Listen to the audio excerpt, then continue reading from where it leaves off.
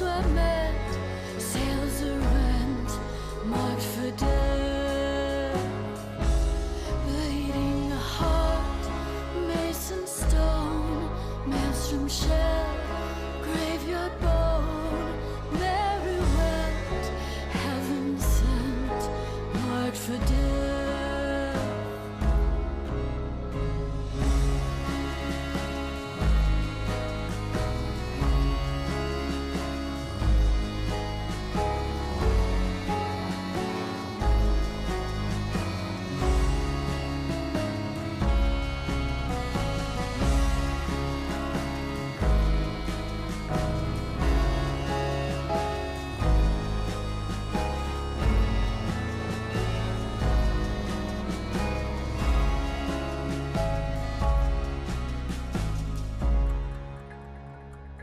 Pinky black final song, rising tide, lovers fall,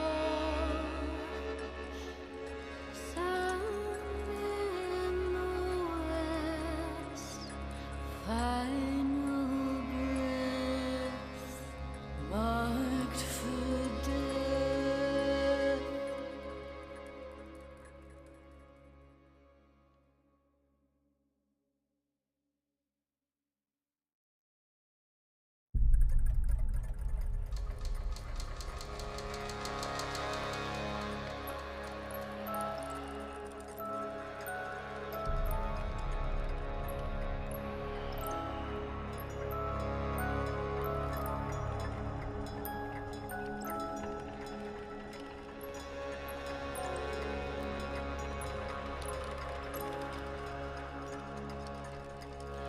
Pack your bag, come to port.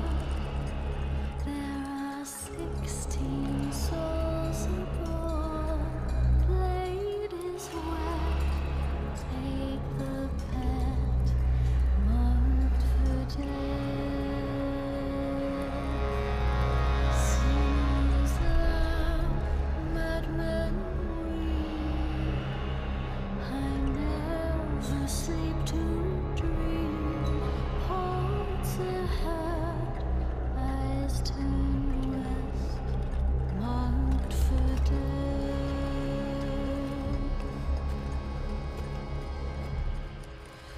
Among the rocks, tempest rage, the sailor turning page. Winds were met, sails are rent, marked for death. Bleeding heart, mason stone, maelstrom shell, graveyard bone, merry wet, heaven sent, marked for death.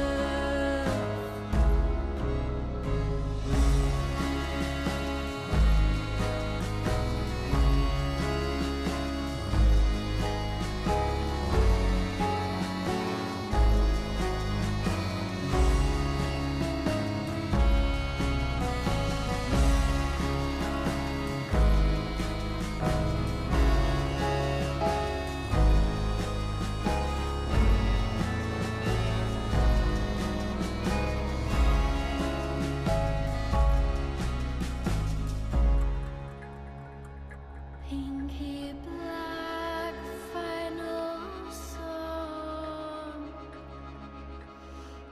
rising tide, lover.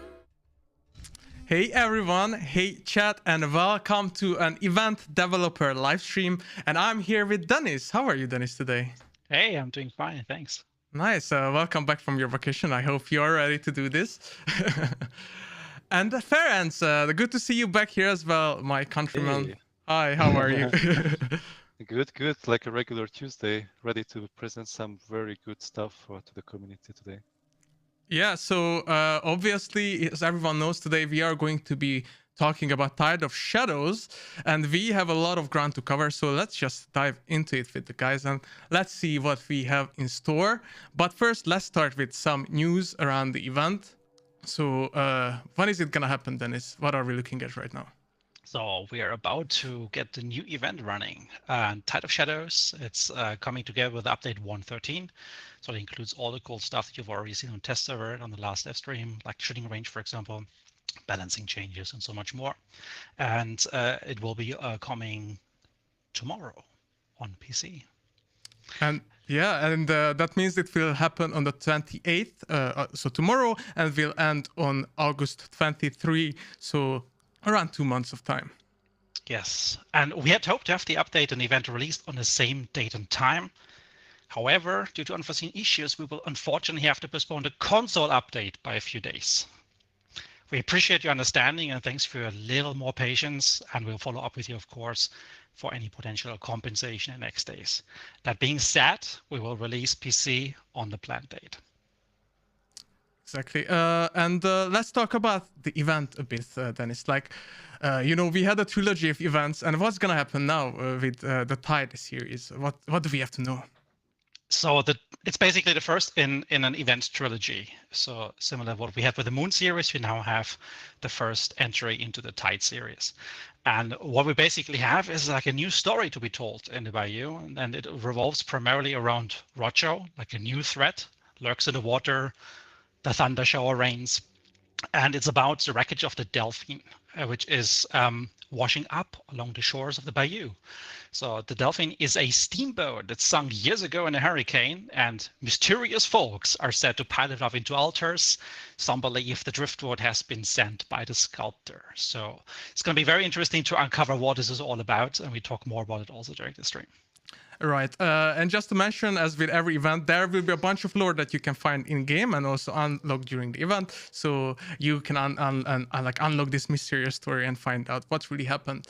And just a small note that there's a brand new Tide of Shadows merch out right now. I actually have it on, so you guys can see. It's really cool. It should be available on Amazon. And we also have actually a Rojo merch, which dropped like a month ago. So check that out as well. It's really cool. It's on our Amazon store. You can find the link on our social media or on Instagram and stuff like that. But check that out because we also have some other really cool design, like for the anniversary and such, and trades. So check the store out. It was just a small shout out. And thank you for the merch team for working so hard on the cool design and the designers as well.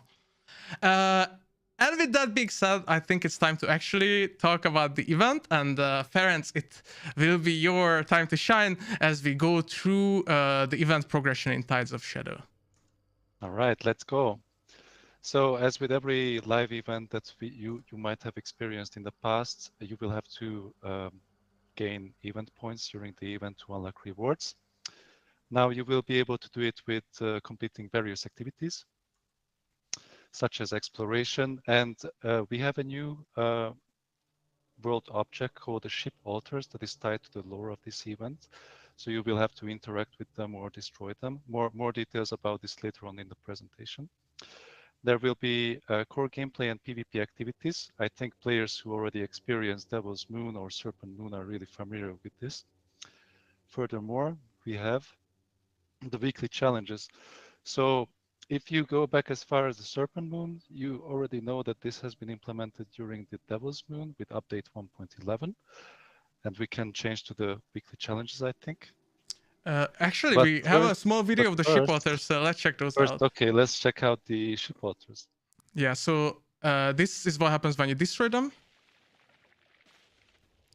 They explode, similar like how we had it in Devil's Moon, I believe. Really cool. And of course, the main interaction with them is actually ending up looting them and getting more event points. So this is what you will see in the game when that happens. Just once more, just we can see the amazing props.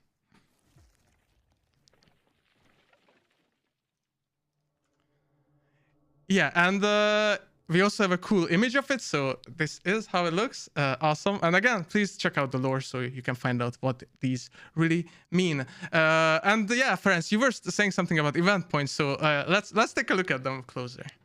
Yeah, so as you can see, this table completely revolving around, various activities where you can gain event points. Now, the first couple of rows are basically activities that you can do in missions and in quick play. Some of them, not all of them.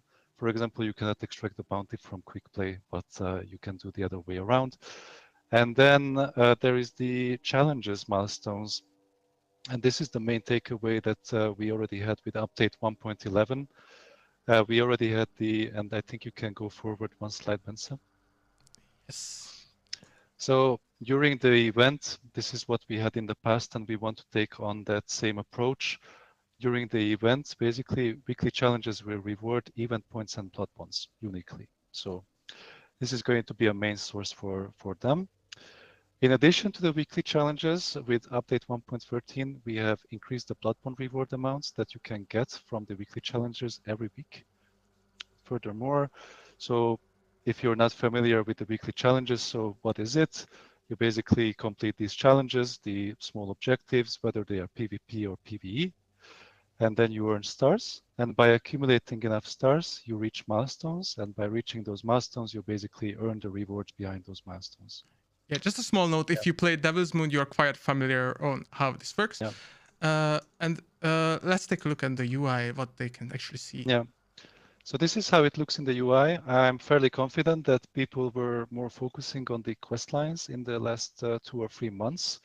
So this is just a recap of, this is the challenges overview, basically. As you can see, the rewards have been replaced by the very particular event point icon on multiple milestones. Yes, you will be able to, at every stage, at every milestone, you will be able to accrue either 500 or 1,000 event points. So we can look at those numbers, I think, on the next slide. And just a key takeaway here is that we looked into the data and the community feedback with Devil's Moon. We saw that weekly challenges were rocking in terms of event point source. And we wanted to give it even more legitimacy by increasing the event points, basically, that you can earn weekly here. So that's one takeaway. The second takeaway is, if you're already familiar with Devil's Moon, for Tide of Shadows, we have decided to basically do some reshuffling around how these event points are distributed. In the past, we had like a declining trend towards the 10th milestone with the 30 stars. And this time we decided to be a little bit more generous, even during the middle and towards the late progression. There is one note to take here as well. The second milestone for 6 stars is basically for people who have purchased the Battle Pass or the Battle Pass bundle. So by reaching 6 stars, you will eventually gain 2,000 event points and unlock 2 levels quickly every week. And another key takeaway, I would say, is not only did we increase the event points given out or rewarded by the weekly challenges, we also, with update 1.12, as especially during the quest lines, everyone got familiar with this. The new improvement, which is that whatever you do, whatever challenge you do, or you have, your teammates can basically contribute to their progression if what they do meets the criteria of what you have.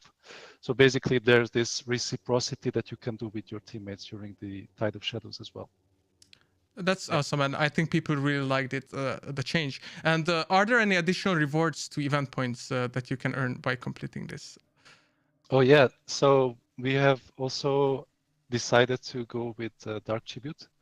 If you can go on the next slide, please. So that's a weekly source. That's a weekly source that the event points, the 7,000 event points in total per week that you can get there is on a weekly basis. But with the Dark Tribute, you can basically get 150 event points every day if you reach the first milestone. So that is, again, that is every day 150 event points. And another key takeaway here is that not only we gave it another reward, like a secondary reward, you will still get the original rewards, right? So like equipment instances, hunt dollars, or even blood bonds. But we have also lowered the XP thresholds. So I think the first Dark Tribute contribution was for 2,500. That got reduced by 500 XP. Second one by 1,000 XP. A third one by 1,500, and the last one by 2,000 XP. So it's going to be easier for people to reach the first milestone and easier for more engaged people to basically reach the end every day. That's awesome. Thank you for explaining. And one more thing, since you also mentioned you can get small blood points in the Dark Tribute, as always. But what happened to the challenges? Because there were some blood bonds involved there too. Did you change anything regarding that?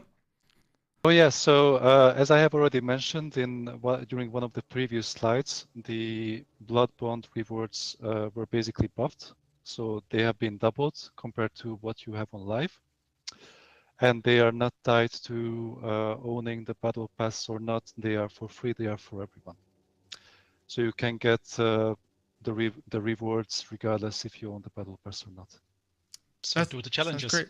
Yeah, do the challenges. Yeah. You can get a lot of event points and even blood bonds, so that's great. So there's another thing returning that we had previously, which are pre-pledged hunters. So how do those work to those that don't know yet? Yes, so pre-pledged hunters are basically hunters that are pledged or connected, tied specifically to a certain pact. More about the pacts later on. Dennis is going to give you all the rundown about them. There are 3 pacts, but I leave it up to Dennis. Even though they have this connection pre-established, each and one of them are going to give you plus 10% on event points earned in missions. So please note that this is just event points earned in missions. This is not the challenges or not another source like the Dark Tribute. Right, and actually, here will be a small little teaser for the upcoming hunters and packs. So let's take a look at the pre-pledged hunters already. So, all right. So first we have the Primal Pact. We talk more about this as Ferenc was saying when we go to the gameplay section. But Primal Pact is the first one we see, and you already can see like couple of familiar faces, but there's also a new face there. Exactly. And what's the second one then? The second one is the Sparkler Pact. So those are really interesting. I'm really looking forward to talk about them in detail in a minute or so. And they also have a new face there and a couple of familiar ones. So as mentioned by Ferenc, right, like those pledged hunters, they will give you those event bonus points. It's a similar mechanic to what we had like in previous events. Just gives you a chance to have something which is thematically connected to the pact. Obviously, Deckhand had to be part of the smugglers, right? Mm-hmm. Same right. As Gunrunner. Yes. And yeah, we have a familiar pact actually returning, but slightly different. Yeah, the grounded pack is coming back. They're obviously more like the undecided, the ones that are not committed to either of the sides. And as you can see, they even have 2 new faces appearing amongst their ranks. So can talk about those in a bit. Yeah, I can't wait to talk about how the packs work and what's special about them this time. But for now, we're just looking at the pre-pledge hunters. So, Ferenc, what do we see on the UI when we want to use these hunters?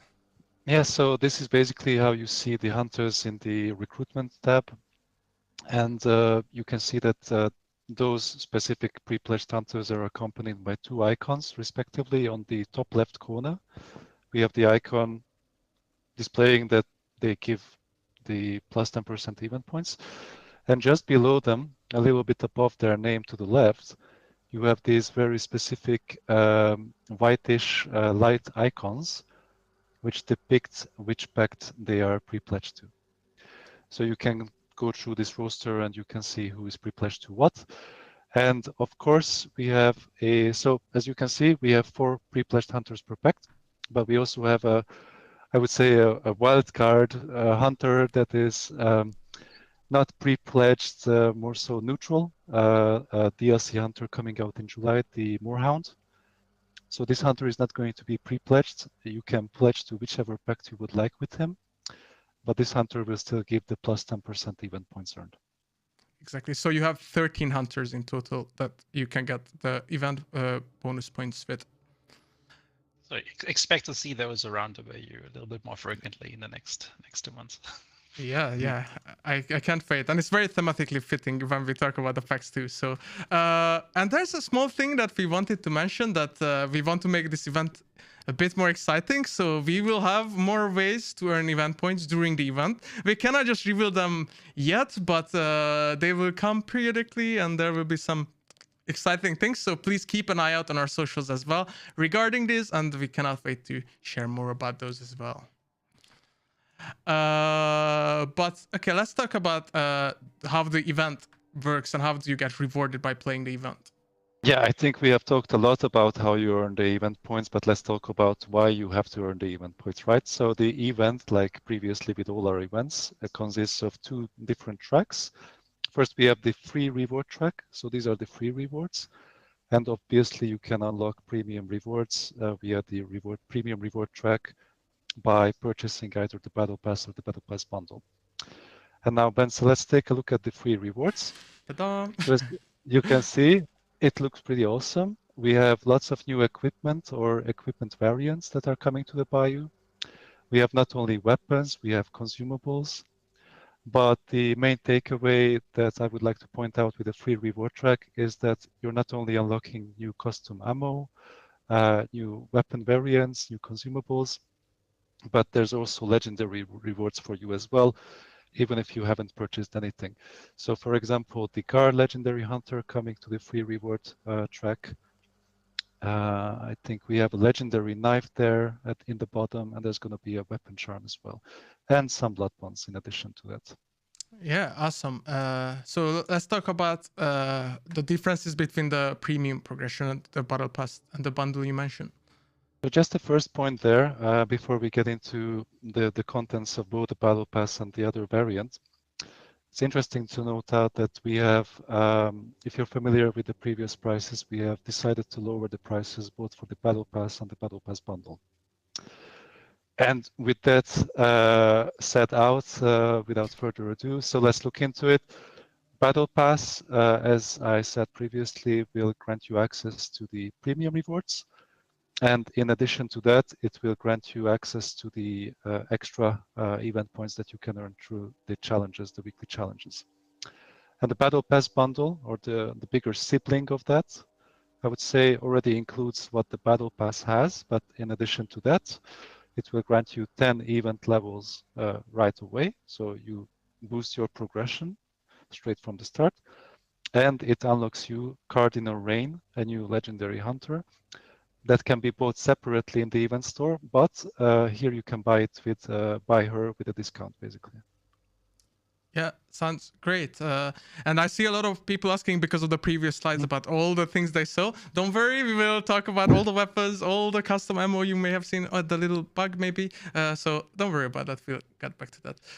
Yeah, it's also important. It's also important to like emphasize on this again. Like, so everything which is gameplay related is on the free track. So if you're looking forward to any of the new weapons, you want to try them out, you want to unlock them and play with them, like that's all part of the free.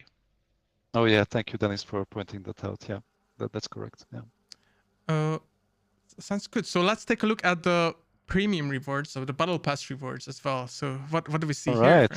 All right. So it's I would say it's a little bit more condensed. You have many more legendary skins here for weapons, for consumables, new ones actually. You have a variety of weapon charms. You have more blood bonds in the premium progression, and you get the second hunter that can be acquired as a reward from the event progression, the Wayward Helmsman. More details about him a little bit later on the line. Yeah. Exactly. So now we talked about the battle passes. Let's talk about how people can actually get them and the event store itself. So yeah, basically you can purchase the Battle Pass or the Battle Pass bundle. I think we even showed like an in-game footage about this couple of slides before, but through the event progression track, or you can go to the event store as you can see it here, and you can purchase the Battle Pass or the Battle Pass bundle. Important to point out, you can only purchase either of them. Okay, so you cannot upgrade from Battle Pass to Battle Pass bundle, or you cannot downgrade, right? So you have to make your decision before doing either, I would say. As you can see, we also sell event levels. Now, in the past, we have sold event points. I think it's easier to grasp, you know, that we are not selling 1,000 event points, but we are selling an event level, or we are selling 10 event levels. And now the interesting part here is that while you can buy them individually or in bundles of 10 here in the event store, we have made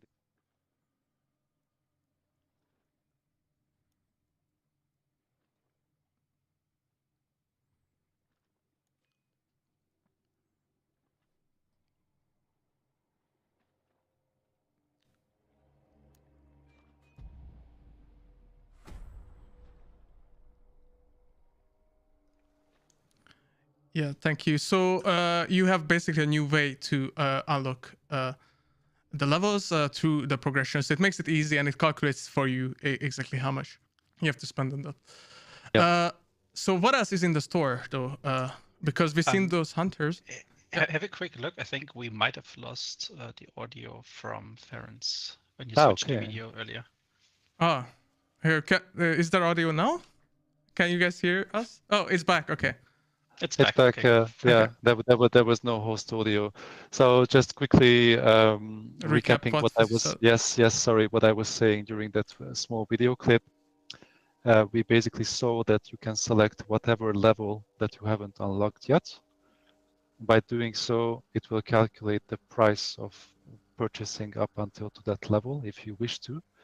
And then you can easily go click on purchase levels and then check out. And you will get all the rewards. Awesome, thank you. If you still have questions about this, we'll also have a Q&A section at the end, so we can also recap it there for you. But let's look at the other things people can find in the store in the meantime. So you have a very cool new legendary consumable, which is Wax Dynamite Stick, the Damned River. Goes well with the theme of the event. And you can see the two other legendary hunters as well. So as I previously mentioned, you can purchase the Cardinal Rain, for example, individually or as part of the Battle Pass bundle. And then there's the Feng Shearer. So these two go very well together, and they are part of the Grounded Pact, right? So I expect lots of them running around in the bayou during the event. Yeah. Awesome, and I believe that's it for the store part. So there is a new mechanic in the Battle Pass, so it's called Overspill Rewards. So what is that, Ferenc? Yes, so essentially, and if I haven't mentioned it earlier, the event progression consists originally and officially of 50 levels. Each level is 1,000 event points. But if you get to the end of the event progression, there is a bonus level, which is the Overspill reward. We call it like level 51. It's basically like a small bonus level. And this bonus level is requiring 15,000 event points. So this one is a big extra on top of everything. And by accruing that 15,000 event points, you get a very cool new unique weapon charm tied to this event. And let's take a look at that weapon charm. Let's take it. So it's basically the Use Horn weapon charm. And I think it will go very, very nicely with, more naturalistic themed legendary weapon skins. And just to mention, do you need the Battle Pass to earn this, or can everyone get it? No, fair point, fair point. We already shared the Battle Pass overview for the free rewards. You don't need to own the Battle Pass or having purchased the Battle Pass bundle. So this is a free reward. If you grind your way up to, well, in total, it would be 65,000 event points, then you get the Use Horn as a reward.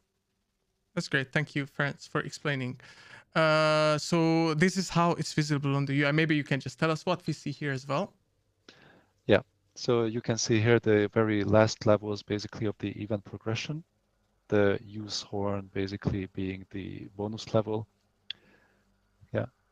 The premium rewards are basically marked. If you guys are not familiar with this, but the horizontal carousel, you can see that there's like small locks or crosses on certain rewards, and that's basically a visual distinction that they are premium rewards. Even if you unlock those levels, you would need to own the Battle Pass or the Battle Pass bundle to unlock them before the event ends, right? Yeah, it's basically the little crossed keys that you see in the Battle Pass on the right side there. So. Yeah, and the last thing, like if you reach the 65,000 event points in total, that's when the event is over. So yes, just for clarification, yeah. Yes, after that we haven't prepared any present or any presents, like Easter eggs. No, nothing. No. But there's you going can to be lots of gameplay.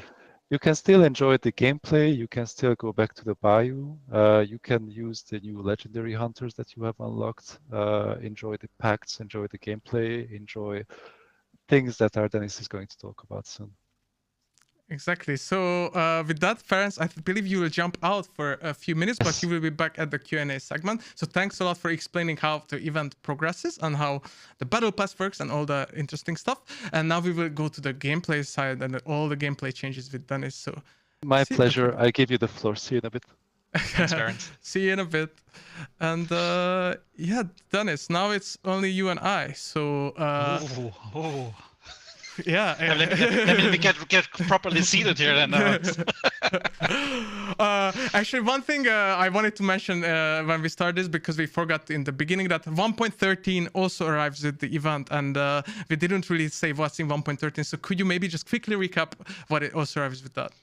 Sure. So 1.13 has all the bigger features that we've had on the test server and that we had in the last stream. So that includes the shooting range, that includes the balancing changes, lots of quality of life changes, so lots of features. Check out the patch notes for all the details. It's quite a bit. Exactly. And there's so much now, so let's just, I guess, get at it. And let's talk about a new Pacts we teased a bit earlier. Yeah, let's actually go one step back and quickly let me give like an overview about the gameplay mechanics in general, which is for those who have played the last events, you know all about what it means to pledge your hunter. It all means what the different pacts can do, that like the effect they have on the gameplay, offering you unique traits.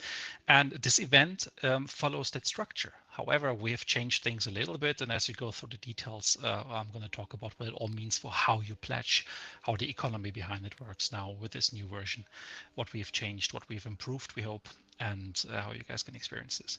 But let's first give you guys an overview about the different pacts we have. So we have 3 of them.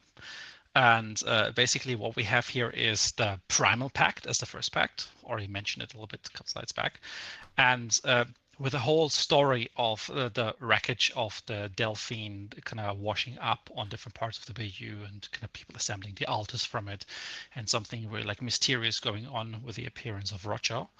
The Primal Pack turned their sights onto Roger. So they are basically hunting the beast, wanting to climb to the top of the food chain. So it's all about like competition. It's all about like being like the better beasts, basically. And that's what defines this pact. And they're mega cool, I think. So I'm probably gonna be choosing this. But we do have 2 other very cool packs, to be fair, as well. So what is the second one? So the second one is the Smuggler Pact. So the smugglers, they're a bit more mischievous. They're a bit more down to their own profit. So like they kind of sift through the wreckage and they vote to make the money and make their money however they can, right? Like it's whatever it's due, like they're going to collect. So everything that this pact is defined by is about being profitable. As you've seen, like Carcass Gunrunner is part of that pact, the Deckhand is part of this pact. So all of those more shady characters we have, they're somehow affiliated with them. And yeah, I cannot wait to reveal the traits for them because that's very exciting. And then, as you mentioned, the more natural pack in the middle ground, the grounded is back. So what are they up to this time? So the grounded pact is, as you know, like they try to find the balance in things. Like they don't commit to either side, so they're kind of more like the neutral spot. So the grounded pact vows to preserve the balance of the Bayou. So like while the other pacts fight, they try to uncover the links between everything going on. So you will see a lot more of them trying to kind of understand and make sense of what's going on in the Bayou with the appearance of the Delphine. Awesome. And we talked a lot of lore, so let's get into the actual mechanics and how the pledge marks return this time around. Yes, so in our previous event, we had established pledge marks as a means of getting a resource that each of your hunters can collect by playing. And they can spend that resource in the way that it was a threshold. So you need to reach like 1 point, 2 point, 3 point, 4 points to unlock specific powers of your pact. So by playing more and more, being successful with your hunter, you had the chance to get and experience the higher like traits that each of these pacts offered. How we have changed this time around is that we actually are turning the pledge marks more into a resource you're actually spending. So you can still only carry 4 on a hunter at a time. So we encourage you obviously to do something with them. And you can still only earn a maximum of 3 in a single match. So same rules as we had the last time, just the numbers have changed a little bit. So you get one from collecting the first 20 event points. So it's the exploration path. You can get one for banishing the first boss target. That includes a wild target. And you can get one by looting your first dead hunter. That's the PvP competition side. So playing the objective, exploring, and PvP are all being represented. And obviously, if you succeed in all of them, you can get more of those in a single match, and therefore maybe advance that particular hunter a little bit faster. Awesome. And so we had the pledge mark, and you said they work kind of differently. So that really ties into this. So what are the burn traits? Yeah, so the burn traits is a new category of traits that we're establishing, and burn traits are traits that will disappear. They'll go away. They're temporary. And what that means is that by spending your pledge marks at the pledge post, at the supply points to specific pacts, you might get that particular trait for a moment, and then depending on the trait, it gets destroyed when its condition activates. So the conditions are very different on the traits, and we talk about them in a couple of minutes. But they are basically a new category of trait that you just can't get in the roster, right? That you have to somehow get them in the world. And for this event, obviously, that means you have to engage with the pledge marks and then invest into them at our supply points, the pledge posts. Yeah, and we actually have an image of them, so let's take a look how they actually look like. Yeah, so it's a little bit different to regular ones. As you can see here, like there's 3 of them lined up, and this is like, in a minute we talk about is like how you will experience them also at the supply points, as you can interact with them and kind of purchase them for the pledge marks there as you have pledged to a particular pact. So the first trait here is a regular one, and then you see that the other 2 are, in this case, burn traits. Yeah, so let's talk just a tiny bit more about pledge marks. So how do people actually pledge to something, and where do they have to go, what to do? So the supply points have these 3 pledge boxes, 1 per pact. And unless you have one of those pre-pledged hunters we talked about earlier, you can choose which of those 3 pacts you want to follow. And by going to that particular box, interacting with it, you have pledged a hunter. Now, in the previous event, that meant depending on the amount of pledge marks you had, you already gotten a trait. But we've separated it out this time around. So instead, you will have the choice to pick the traits you would like to have on the hunter. They have different costs attached to them. So maybe sometimes you can only afford one, or you choose if you want to have maybe those 2 or that other one. So the choice is with the player, the choice is with you.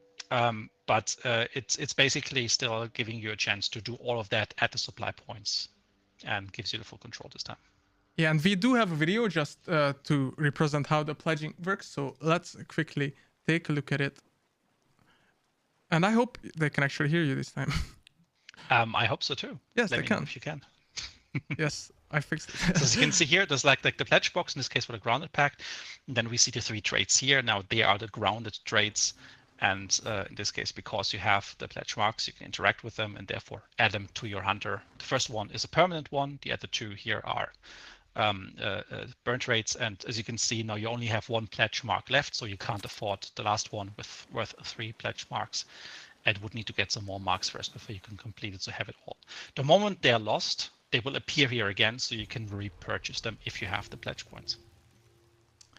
Yeah, just quickly replaying again, if because in the beginning I was asking about audio, but yeah, you can see the pledge boxes, and maybe you can also see that this is a slightly new location, which we'll show in a second. But as Dennis said, they will appear when you pledge, and then you can spend your acquired pledge marks. And let's talk about those locations. So what did we change about those? Yeah, so in general, when the last event was running, we introduced a system where we kind of divided the maps into quadrants, 4 pieces, 4 segments, and those parts of each of those segments close to the center of the map is where we have like kind of spawned the event-specific supply points. However, in the last event, we only had the carts on the left ready. Right, there were no boats, there were no wagons.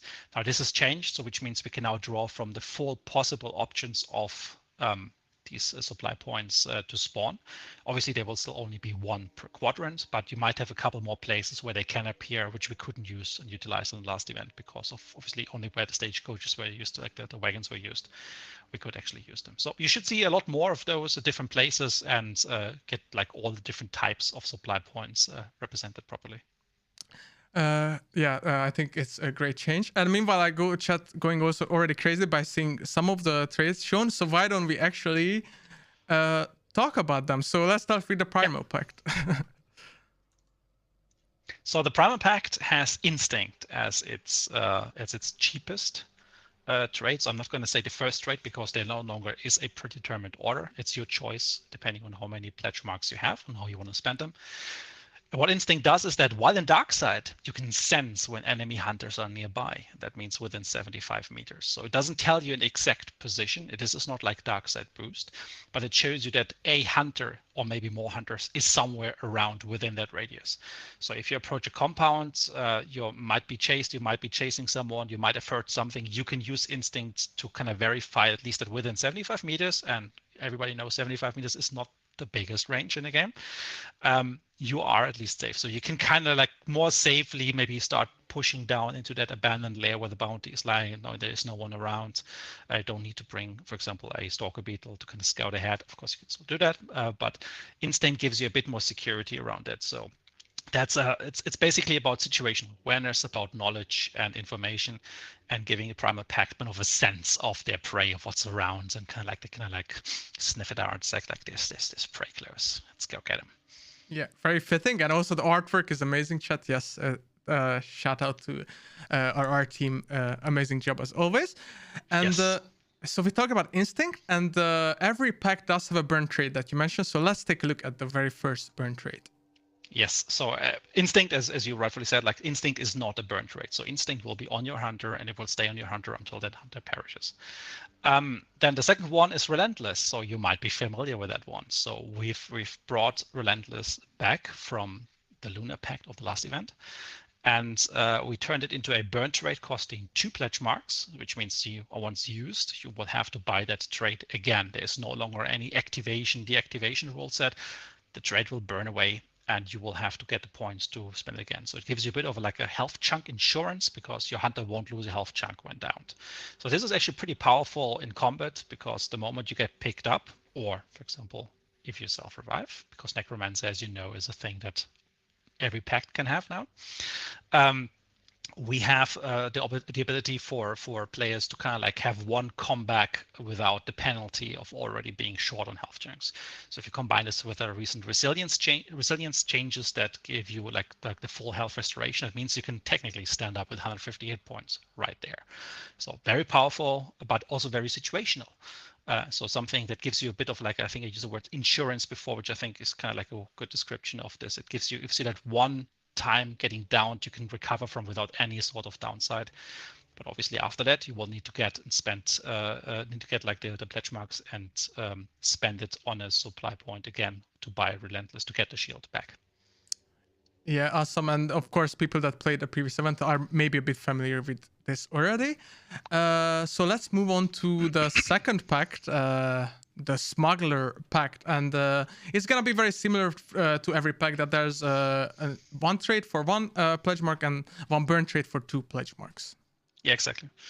So the Smuggler Pact actually is a very different in playstyle. Also, it might have a very different audience that might be attracted to it. And this is something we want to try out a little bit and see how you guys feel, like how it resonates. It's a bit of an experiment a bit. So the first trade is Mariner.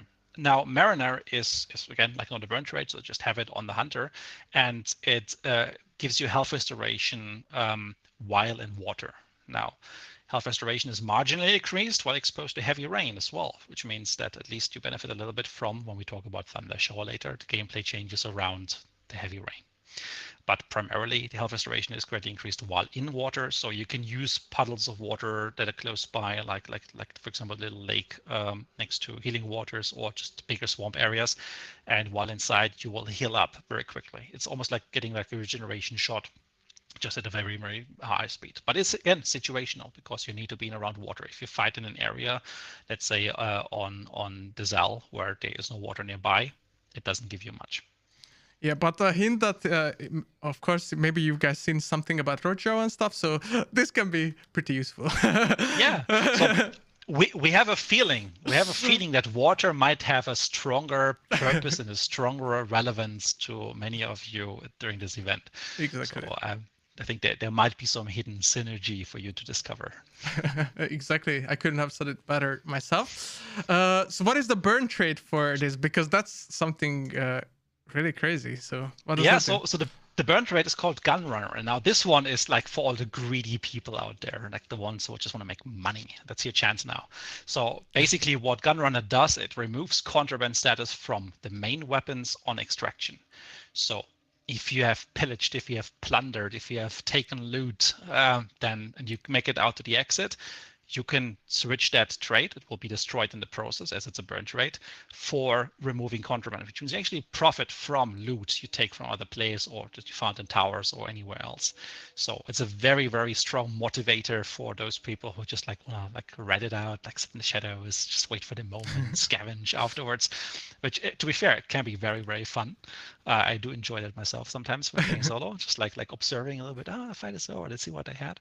Oh, some of them are not burned. So you can kind of go in, and then there's like another bonus to the profitable part, which is that you receive 2 extra ammo from ammo resupplies. So you know that with 113, we also introduce our weapon changes to ammunition. And that means you will get more ammunition now reliably while you have Gun Runner equipped. But obviously, the moment you extract with a weapon that is contraband, it will destroy itself. Then you need to get it first, so it's not there forever. But it gives you a chance to run some of the weapons with a higher chance of resupplying them a bit faster. Again, you might not benefit from some of the other traits than the other pacts offer that might make it more survivable inside a fight, for example. But this one is actually pretty good for running specific loadouts and kits. So it's a nice secondary effect besides the contraband. Yeah, I can't wait to see how people decide because it will be very hard to decide within the packs this time around, I think. But that's all about the Smuggler Pact, and let's get to, again, the grounded one, the Balanced Pact. So what are the traits here? All right, so the grounded pack has Shadow. You might be familiar with Shadow from our last event, so it's the same trait. That monsters can't see you, but they can still hear you. The boss targets and the wall targets are immune to this trait, so it's just for moving around the world.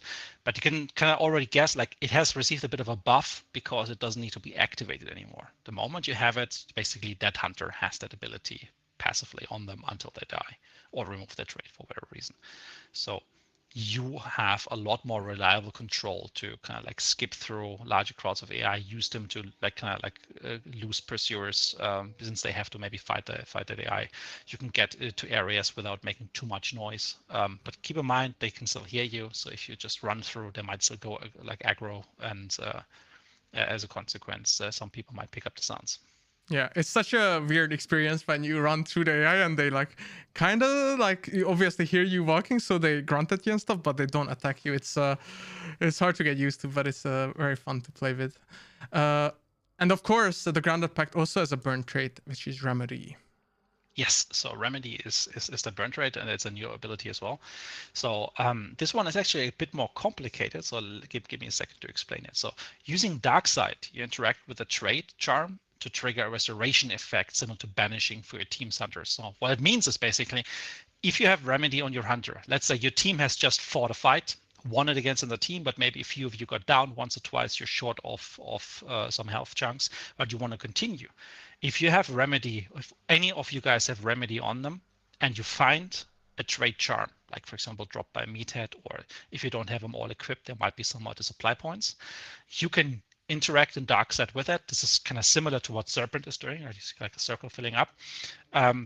And once that is completed, that remedy will remove itself, it's destroyed, and your entire team gets the same effect as if you just banished a boss, which means they get a full restoration of the health chunks that they had before and are filled up completely. So this is very, very, very strong. But again, it's also very situational because you need to kind of memorize a little bit. Like, we had like this trait like for the meathead drop there, and we left one over, so we can come back to it. So it becomes a choice now for you to kind of like manage the resources about like, do I grab it right now. Hey, it's Doctor. Let's just interact with it 2 times, and we both have Doctor. Oh no, leave one there because maybe we need the restoration later. So it's a tactic, or maybe just go find like a new meathead, hopefully quickly kill it, and then be lucky that it drops the trait. So it adds a different level of tactic, and it's also a team effect. So everybody in the team will get it. So you can now have technically a medic in the team, like with restoration, with remedy, going for like a full restoration by giving the team like a boost. Yeah, it's an amazing team, especially for team players that like supporting their teammates. It's awesome. And yeah, the chat is also super excited. I've seen people saying, "Oh, now I can't decide between the packs." So I also that way. So that's what we wanted. Exactly. Hopefully it works. Exactly. But talking about that, and they obviously seen the little pledge video where they've seen a third trait on the little box there. So let's talk about that cheat. Yes, so dev cheat is also back, but as you might have guessed already, dev cheat is not linked to a particular pact. Dev cheat is the third option for every pact. So each of them will give you a chance to equip dev cheat. But again, it is a burn trait, so it will work very differently in practice. Like in the last event, dev cheat remained on the hunter and you just needed 1 pledge mark to reactivate it. That is different now. What you need to do now is that once it is actually kicked in, you will need 3 pledge mark to reacquire it from the supply point. So there's a lot more risk, a lot more effort involved in getting dev cheat established, reactivated, be useful for you. So you might not be as successful in chaining it. And sometimes maybe you're drawn in the fight and you only have 2 pledge marks now earned. You need a third one. You don't have the dev cheat on your hunter anymore, and you might still lose them. But it is there as an option. We think it is a bit more balanced that way. It has more of a downside to it, and it should give players a reason to go for it, because it gives you basically insurance for your hunters, so you more reliably can maybe level up hunters to a higher level, even if once in a while death strikes. However, if you lost it, you need to work a little bit harder in order to reestablish it. Yeah, I think that is a great solution actually, and we make it much more fair. And we of course have one more trait that is with every event, but we wanted to mention it, the Shiny trait that you don't actually use pledge marks for, but upgrade points this time as for regular hunters. Yeah. So Shiny does what Shiny did in the last events as well, which is basically boost your event points. So if you have a couple of spare points and you want to sacrifice one of your 15 trade slots, you can equip Shiny. And that means that at the end of a mission, when you come out, your total event points will be like giving a bonus of 10%. So keep in mind, it doesn't affect the ones as you collect them in the game, right? So it doesn't make you, for example, get to the limit of 20 to get one of the pledge marks while you play the mission. But for the total amount you kind of leave the mission with, this is what the bonus is applied on top, the boost is applied on top. So if you want to progress a little bit faster, go for Shiny.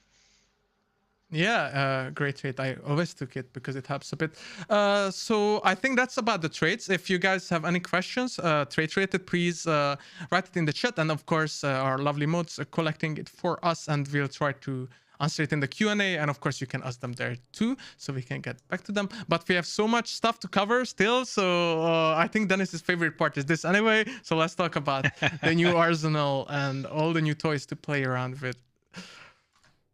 So a lot of them have been teased already, but the good thing is we can now go a little bit more into detail about some of them, what they mean, what the reason behind them is, and what we can do about them. So as always, all of the event weapon unlocks, they're part of the regular free progression, and they are only unlocked with the event progression during the event. After the event is over, they will become part of the regular weapon progression as usual. So if you don't manage to finish the event, which obviously we all hope we do, and I'm pretty certain about it, you can be sure that after the event is over, you can also still get your hands on them. No gameplay mechanics are being withheld from you. Yes. And finally, we can talk about the first one, the drilling that everyone has been all excited all over the internet. So what is the drilling, Dennis? So the drilling is a combination weapon, technically. So it's basically a mix between 2 weapon types. And in this case, what we've gone for, and there's like different combinations, constellations of what the drilling can be. The one we've picked for the game is the one with 2 rifle barrels and a underslung long shotgun barrel. Now, what that means is that you have 2 medium shots that you can in quick succession. I mean, everybody knows how the rival plays, right? You can like have like the second barrel fire very quickly after the first. Obviously, you have to compensate for the kick and everything, which might be a bit more of a problem or challenge, at least, if you have like to be precise. But you also have that underslung shotgun as your secondary, and as I mentioned, it's a long shotgun barrel, so this thing is as potent as a Romero is. However, there's obviously some balancing measures part of it. That, for example, the reload takes a lot longer than it does on the Romero. So it's not just a Romero plus a rifle. It is attributes of it mixed together. So you have to give and take a little bit. But overall, the weapon gives you quite a lot of flexibility, as it is both a medium rifle with 2 shots loaded in and 1 shotgun shell underneath that you can quickly swap to. And on the screen, you can see that the medium ammo capacity is 2 with 20 reserved. And for the shotgun part is 1 with 5 reserved. And just for those that are not familiar how to use these combination weapons in Hunt, you have to press a hotkey. It is X by default on PC, where it will just do an animation where it switches between the 2 ammo types. And we have a very cool image of it. And here you can see it very clearly and nicely. And we also have an amazing video. So let's see how it actually works in action.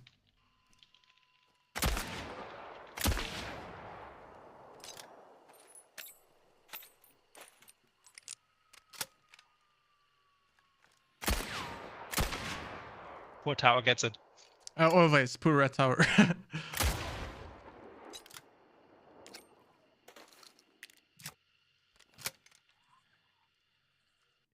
Yeah, so as you guys seen it, the 2 medium shots can be fired quite quickly.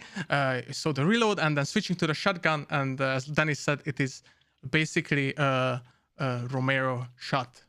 Some balancing changes. So I cannot wait for everyone to try this out in the event. And of course, let us know how you like it. But let's move on to the next thing, which is the Railroad Hammer, Dennis.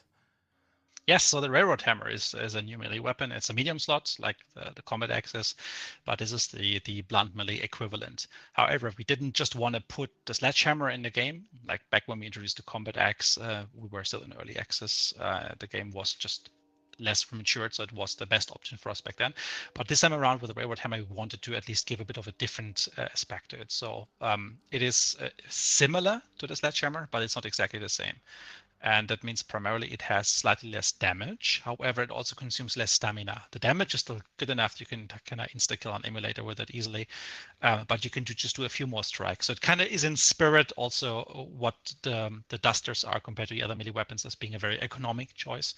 Now, this one, compared to the Combat Axe, just gives you a chance to do a little bit more with it.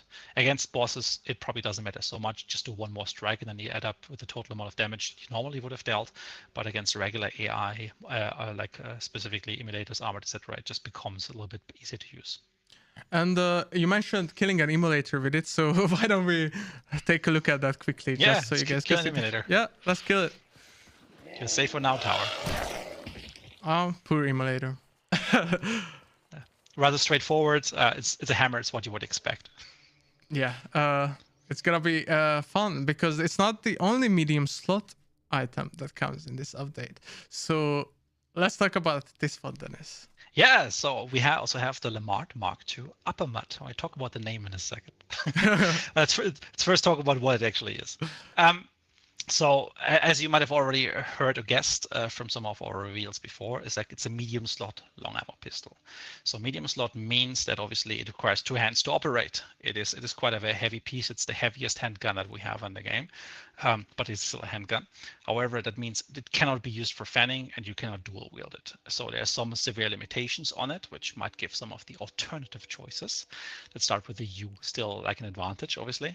However, it does have the flexibility because it comes with the underbarrel shotgun that the Lamart has. So this is exactly the same underbarrel shotgun. It's not like long or anything. It's just the same thing. But it gives you that shotgun ability alongside a long ammo pistol, which is pretty powerful. And capacity is 9/9, so you get like 50% more rounds loaded into the drum and the same extra ammunition as the uppercut has for comparison. We see this thing to compete a lot more, obviously, with other medium slot choices, since it is a medium slot. So compared to, for example, an Obris, compared to other choices, like it might be very interesting. So we expect and hope that there's going to be a lot more like interesting builds assembled from 2 medium slot weapons, or obviously people just going quartermaster and just having that heavy piece. So what about the name? Because chat is going crazy. Yeah. Yeah. So the name. I mean, we talked a lot about this actually internally about like how we're gonna name it. And if you were to just go by our nomenclature, like how we name weapons and variants of weapons, it would have to be called the Lemad Mark II uppercut, because uppercut is what turns it into that long ammo. Just as, for example, a Talon or like a bayonet or a scope or a Swift. We're gonna repeat these names usually for weapons doing similar things. However, the uppercut has such an iconic role in the game. It's so well known for that particular name that we felt that we just can't name it like that.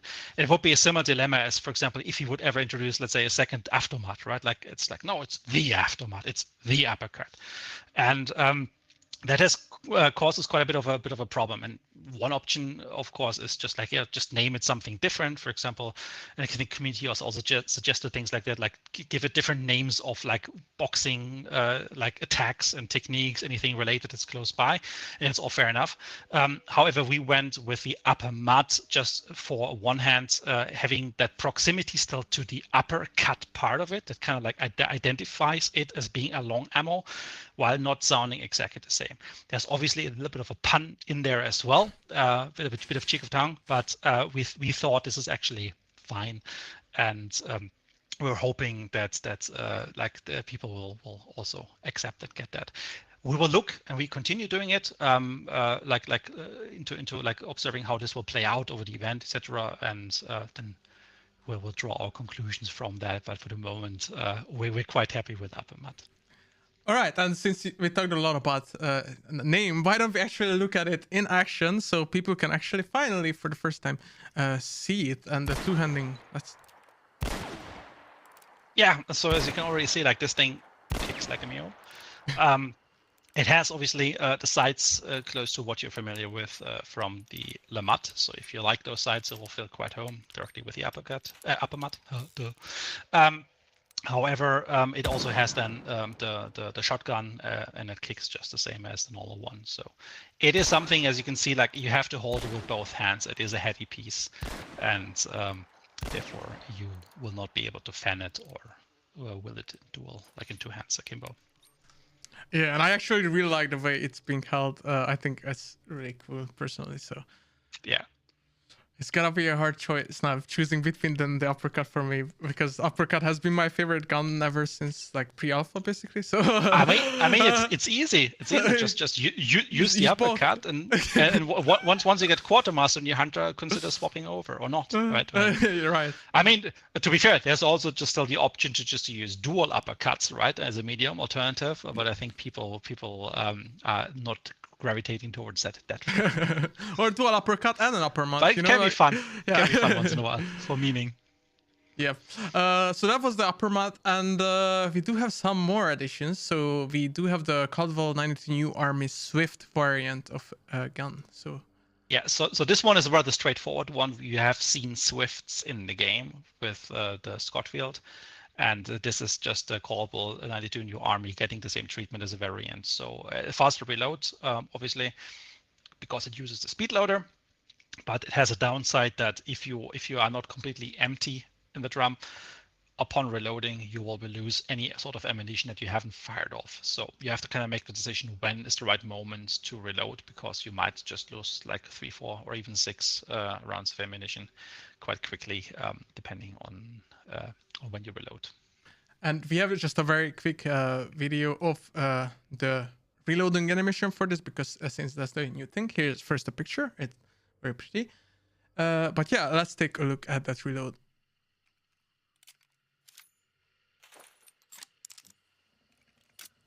Yep, that was very quick. Like it a lot. Yeah.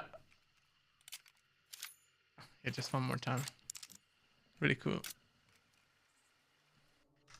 And I actually really enjoy the new army in general. So it will be very good for like new prestige, early prestiges. I think so. Awesome. Absolutely. All right. right, but it still doesn't end here because we do have the Winfield 980 Slate Repost variant. Yeah, so again, something that you guys might be familiar with, you know what a repost is doing to a weapon. So we're talking about a shotgun with an attached heavy bayonet, and it basically is very effective in close quarters. The main thing, obviously, compared to a normal bayonet, is that it uses the blade for both attacks, like the regular and the heavy melee attack. So that means you might want to bring some dusters or something else in case emulators show up. Yeah, I mean now it's double good at close range combat basically. Yeah. So this is the first time we have a repost now on a close quarter weapon, right? We have it on the Martini Henry and other weapons, right?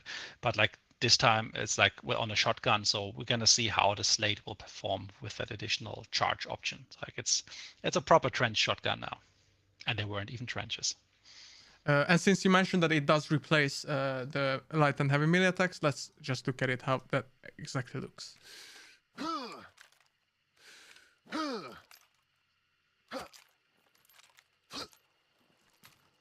Now you can slash people with a shotgun, so that's really cool.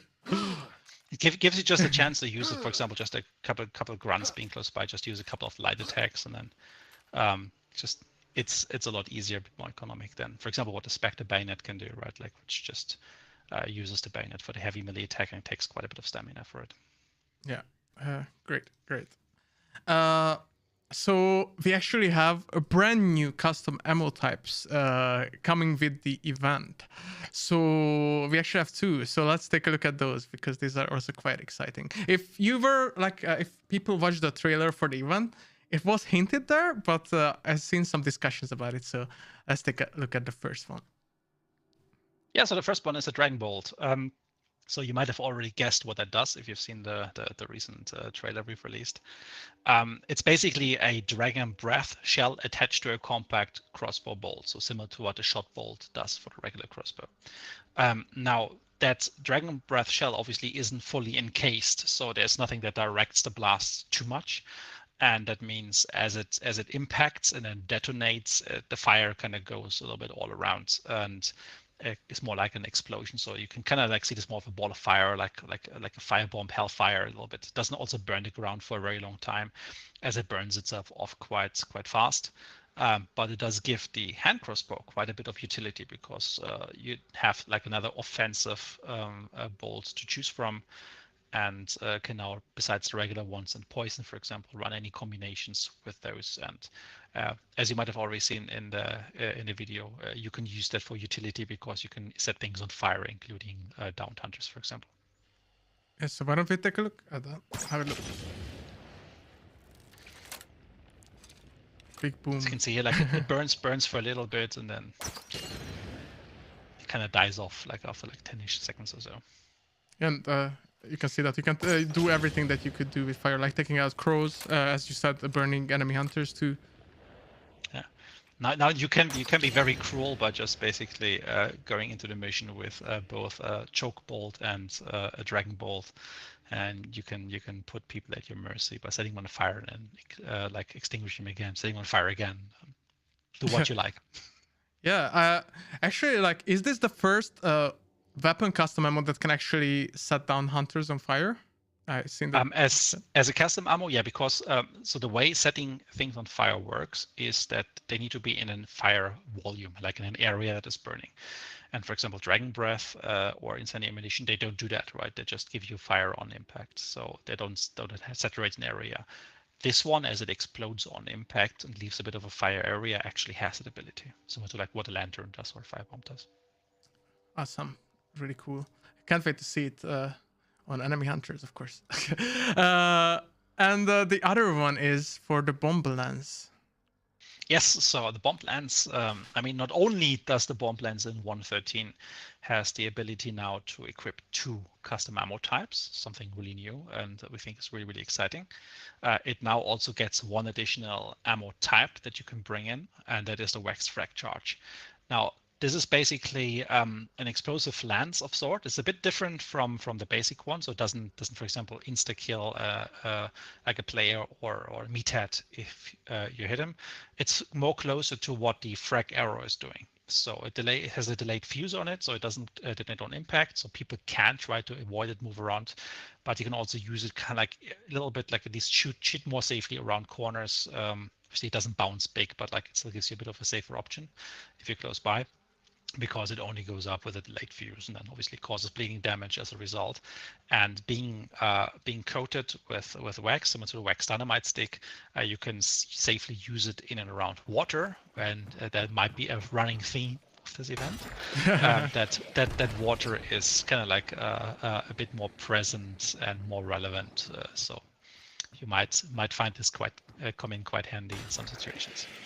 Yeah, while you were talking, Guy showed how it actually looks when you shoot that thing in the water, and it does explode. And as Dennis said, it may come very handy in the event. So, yeah, like it technically can one shot, but you would need to hit the guy directly, and he would not need to move.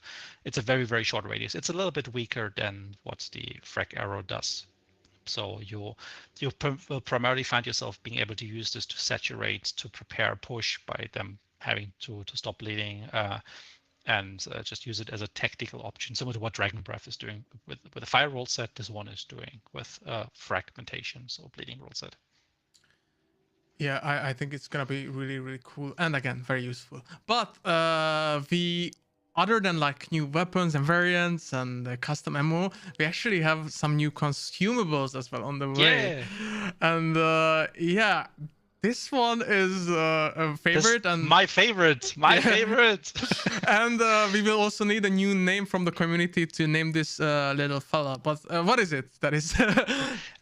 I mean, so the regular stalker beetle is called Steve by many, right?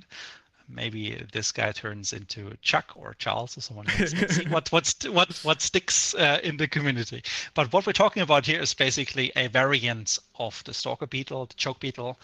And if you detonate it when you control it, it will explode in a cloud of suffocating gas, as you might know from the choke bomb and the choke bolt. So this thing gives you the chance to, for example, extinguish a burning teammate more safely, unless there's someone who's going to intercept that little fella.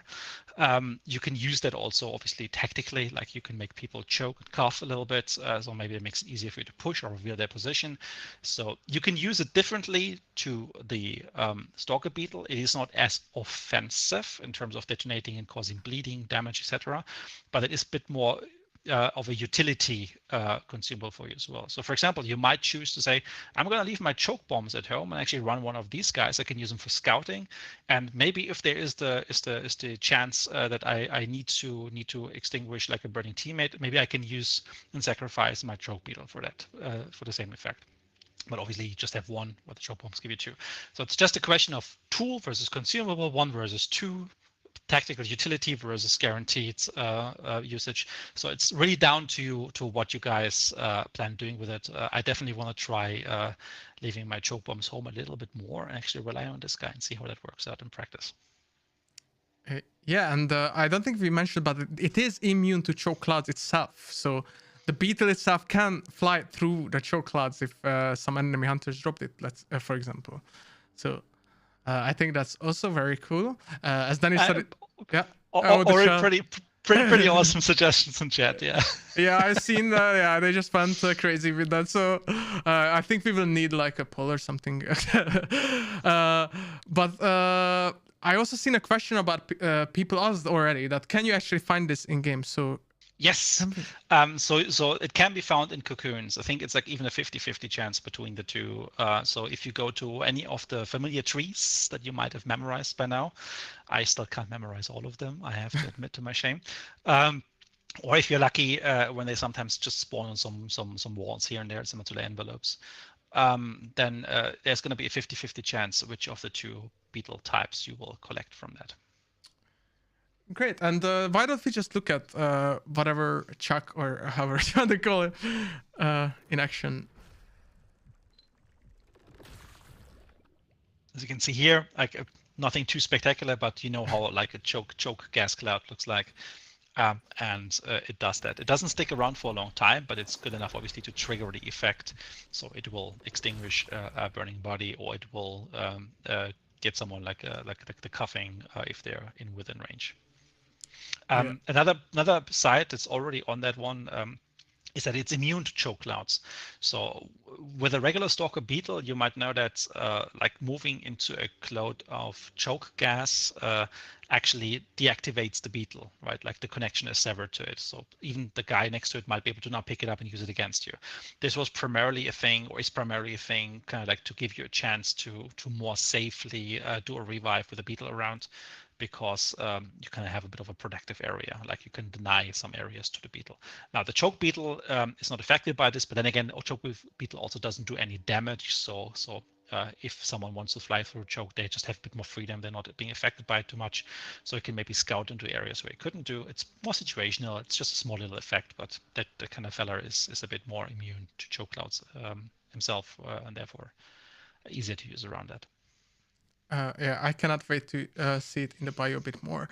Yeah, so we do have 2 other consumables that are, I think, really cool as well. Really straightforward what they do, but very useful. Yes, so this is more on the utility side. They're kind of like almost a bit of like no-brainers, like, duh, why didn't we do that earlier? So as you already know, we have the medical stations in the world. At supply points, for example, you can find them in the compounds, and you can go and use those 2 times and kind of heal up health. Now the deploy medic kit is basically the same thing, but you can bring it along as a consumable. So if you want to be even more the medic for your team, besides running the trade we talked about earlier, you can now place this on the ground somewhere. Your team can use it, like 2 hunters can use it 2 times, just for normal rule set of the rule of 2. And then that allows you to kind of like use that as a bit of like a supply station, supply point, and choose when to place it, and your teammates benefit from it as well. So nice alternative maybe to some people bringing vitality shots. Obviously they also have their own advantage still, because they're very fast and very immediate, but this one at least allows 2 usage for 1 item, which is quite handy. And this is a brother, which is somewhat similar in form of a toolbox. So what does that do, Dennis? I mean, it is so also it's the same idea behind it, basically. So we have the toolboxes in the game already, you could find, and now you can bring one, and it does do the regular random refill. Obviously you can kind of steer it a little bit depending on what you've used up and what not. But let's say you have an empty consumable slot. It will give you one of the normal typical consumables that you're expecting from toolboxes, and it makes the whole thing a bit more interesting, because you can actually get some really good, or maybe some more situational things from it. It's a bit of a gamble, almost like what you will get out of it in terms of like reliable for gameplay. But it does give you the option to do that. So if you, for example, if you want to run traps, right, there might be a good chance you can use that to reliably get like 1 or 2 traps more out of this. And that is quite a nice advantage for people who are really focused around that type of gameplay, like being in control about tools, consumables, etc. But you need to sacrifice 1 of your consumable slots for it. So maybe 1 bomb less, maybe 1 vitality shot less. It's up to you. Yeah, sounds really cool. And some people say it's pretty exciting, actually. So a bit of a gamble on there.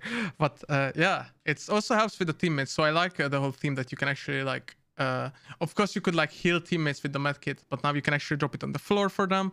And also now that you can give tools to them, basically. So I think that's really cool. It's a little bit like giving a bit love to the support guys out there in the teams, right? Those who just like maybe then do all the fighting, but they're like to always have a spare med kit around. They always kind of like have something, maybe an ammo box at the moment on live. But with this now, there's more opportunities, more options for you to kind of like contribute to the team and kind of like keep you guys safe. Yeah, really great.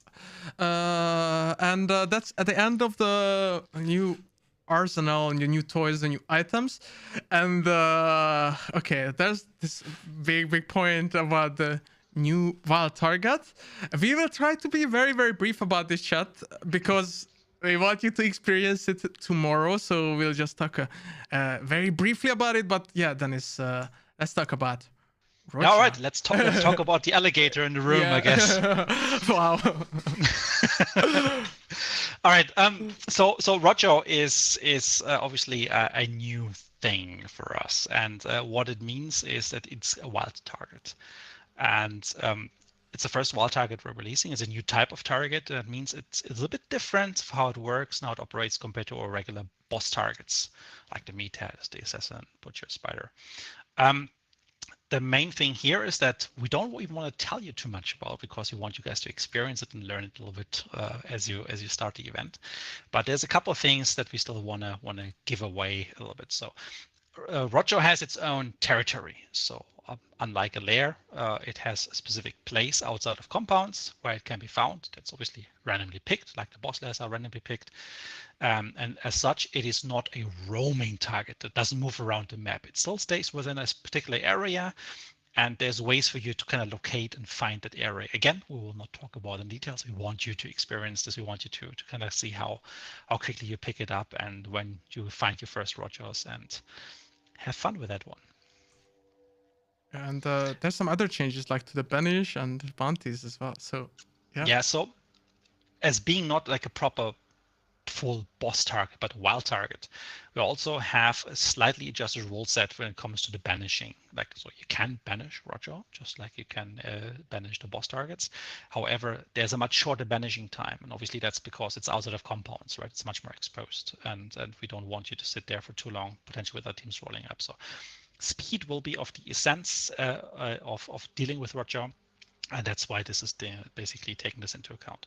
Also, Roger will just give you one bounty token, and it gives you therefore an opportunity, like if you want to do it maybe towards the end, if you want to quickly do it in the beginning, maybe then you have like a token you can use to approach the boss target of that mission. So gives you that flexibility, and we were very, very interested to see how you guys will be engaging and interacting with Roger.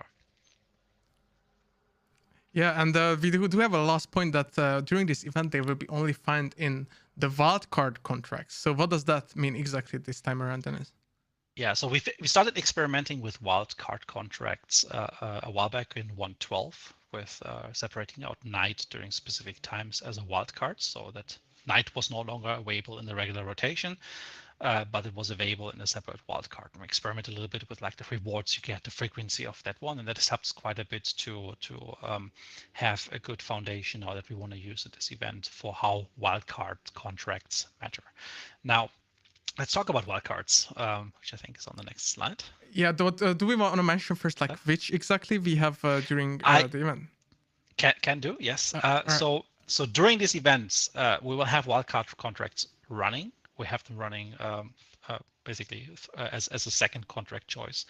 And those include Night, Serpent Moon, you might remember, and the new Thundershower, which is our rain time of day, which we're going to talk about a little bit now. So as you go and play a wildcard contract, one of those three will be chosen randomly, and you will be able to play on that one. Roger can only be found on the wildcard contracts, which means if you don't want to worry about Roger, well, just play the regular contracts.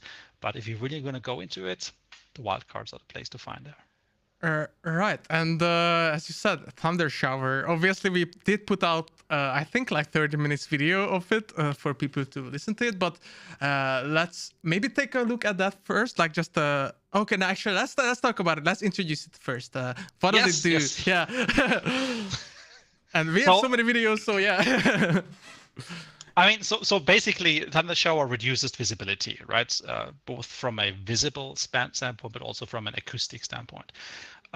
So what it means is that while the Thundershower is on, you might have like a shorter view distance closer to, for example, fog, and therefore might need to move around a little bit more differently than during bright daytime. But I think we do have one video to show about that as well. But actually, it's a good point. Yes. Maybe just talk about the soundscape alongside, because it's kind of a package. And obviously, like with Thundershower being on, there's also a change in the sound. So you have rain coming down depending on where you are in the world. Like it might be like dripping down on the metal roof. It might be dripping down on the water surface or like around the trees. So there's a very interesting way that the audio is kind of depending a lot on where you are, like where the water is coming down next and around you. So let's maybe just show that as a starting point. So I think first let's look at how it looks from outside and how it transitions. And I'll turn the volume to max on my end. So just a few seconds.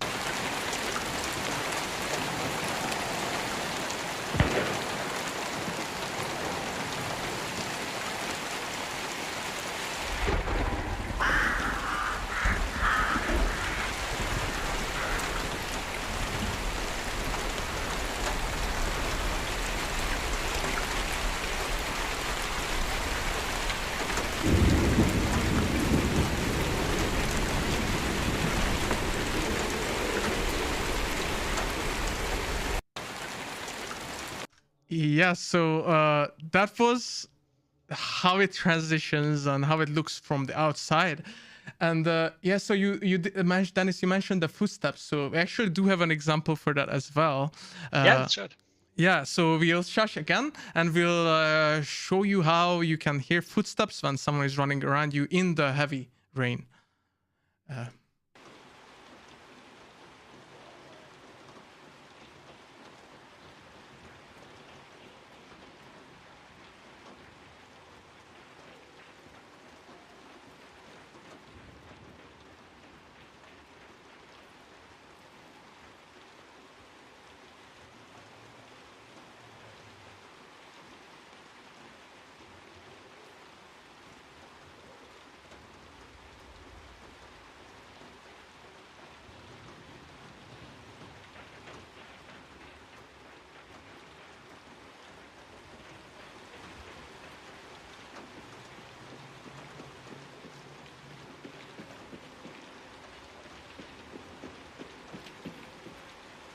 Yeah, it gives you quite a good overview. So you will still be able to hear footsteps, but obviously everything is a lot louder during heavy rain. And as you've seen in the first video, there is a dynamic component to Thundershower, which means there's both like a lighter rain version and then there is a heavy rain sequence, and they kind of alternate with a bit of randomness between them certain times. So something we want you guys to kind of like experience and learn what the pacing, the rhythm of all of that is.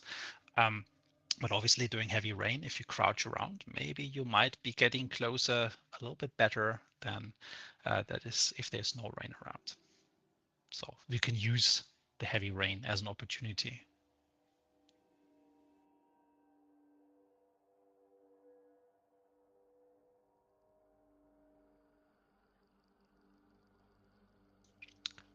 I can no longer hear Ben's, but I hope you guys can hear me. Oh, I was muted, so yeah, that's fine. I muted myself during the video. Ah. So yeah, sorry.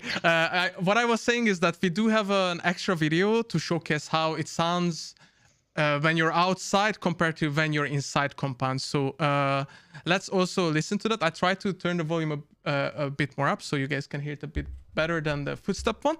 And but again, I'll mute myself and not forget to unmute this time. So.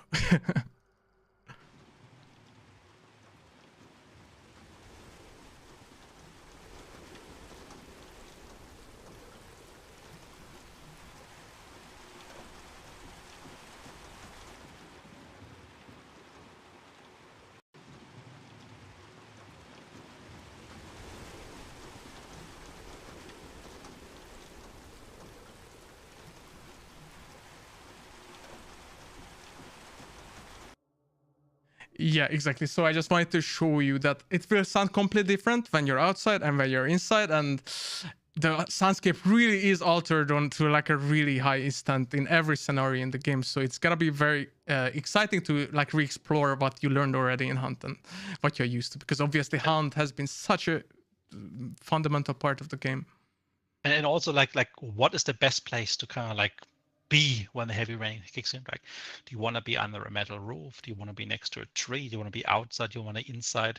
It all has like advantages and disadvantages. So it's something for you guys to kind of experience and figure out how to go about like one of those heavy rain sequences kicking in.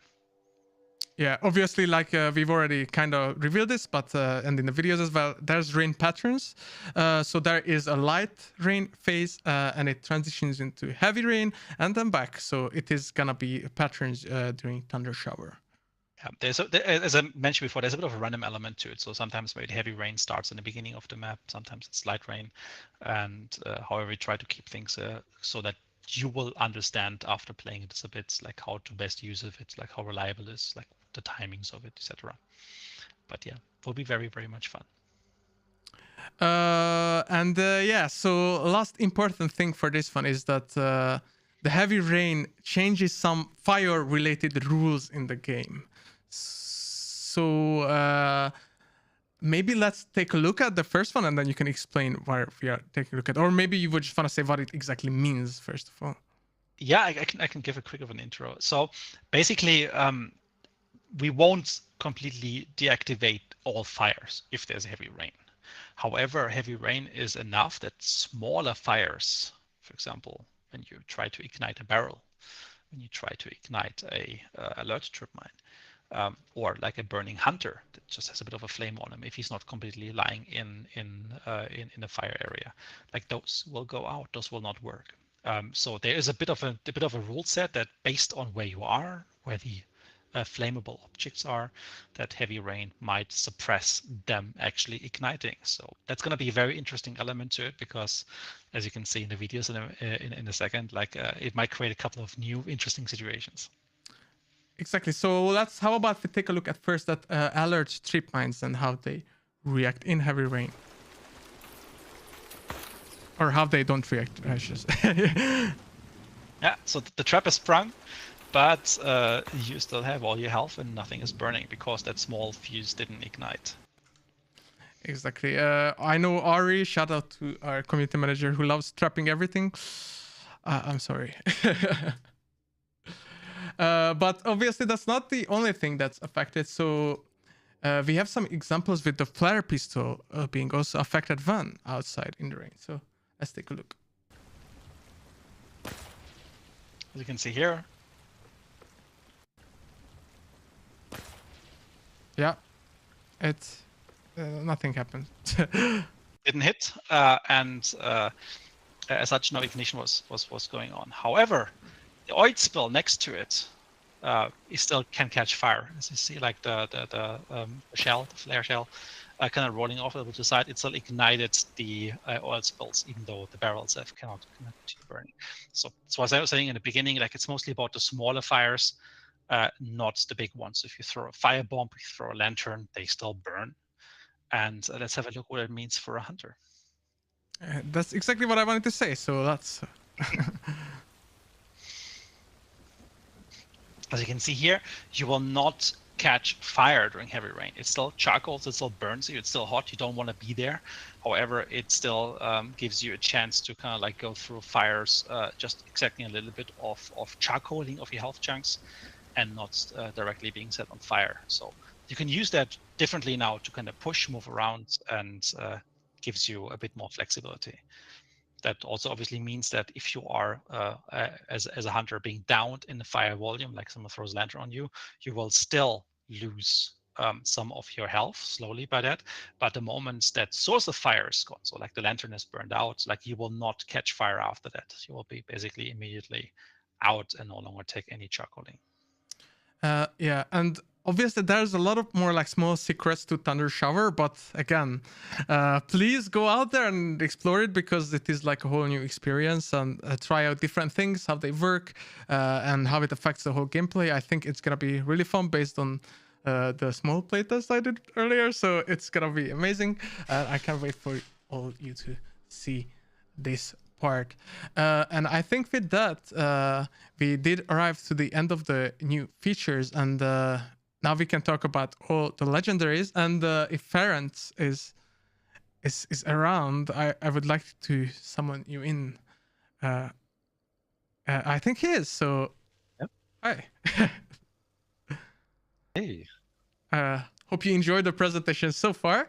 And let's talk together about all the legendary rewards and the store legendary content that is coming with the update in the store, in the free progression, and in the premium track. So just let's quickly go through everything.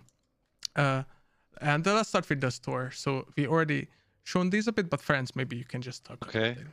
No, so basically we are just going to show some render shots of all the content here, both for the event as well as new BB content or DLC. So yeah, legendary Vex dynamite stick. It does look cool, a little bit greeny. Next one, I think we have the pre-pledged hunters. So you can see the cardinal rain again. This is one of the pre-pledged hunters for the grounded pact. One that you can buy in the event store or as part of the battle pass bundle. The Fang Shearer. Yeah. Yeah. Really nice couple. I just wanted to mention that obviously the Cardinal Rain is also comes with the bundle or the Battle Pass bundle.